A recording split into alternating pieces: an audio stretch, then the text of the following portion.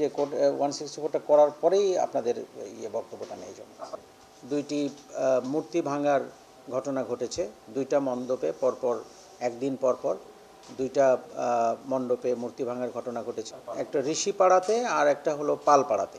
তো ঋষিপাড়াতে 29 তারিখে ঘটে, রাত 2টা-3টার দিকে ঘটেছে ঘটনাটা। এটা পরে যে অভিযুক্ত যে ধরা পড়েছে সেই বলেছে। ওইটা 2টা-2:30টার দিকে সে ওই ঋষিপাড়ার মন্দিরের মূর্তি ভেঙেছে।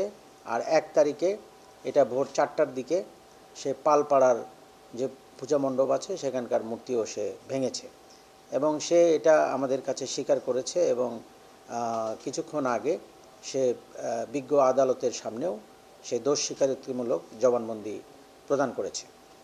তো তার বক্তব্য মতে সে এই যে প্রতিমা পূজা মূর্তি পূজা, তারপরে এই জিনিসটা তার ভালো লাগে না।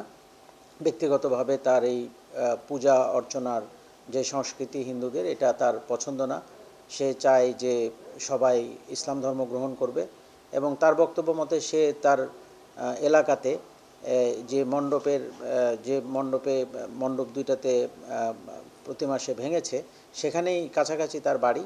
সে সেই এলাকাতে হিন্দু পরিবারদেরকে সে দাওয়াতও দিয়েছে যে এগুলো বাদ দিয়ে তাদেরকে ইসলাম ধর্মে আসতে হবে।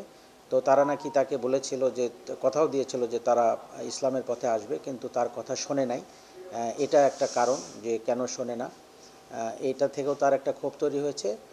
আর স্বপ্নেও সে এরকম নির্দেশনা পেয়েছে যে এগুলো করতে দেয়া যাবে না, এগুলো ভাঙতে হবে, ভাঙলে সুজানগরের অনেক উন্নতি হবে, এই ধরনের কথাবার্তাও সে বলেছে। এবং সে যে ভেঙেছে সেটা অকপটে স্বীকার করেছে। সে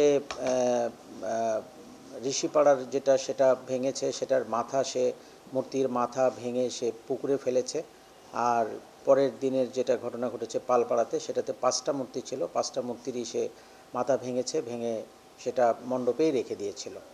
আর যেহেতু মূর্তিগুলা কাঁচা ছিল, নির্মাণাধীন ছিল, সেই ক্ষেত্রে সে অন্য কোনো কিছু তার ব্যবহার করতে হয়নি, সে নিজের হাত দিয়েই এগুলো ভেঙেছে।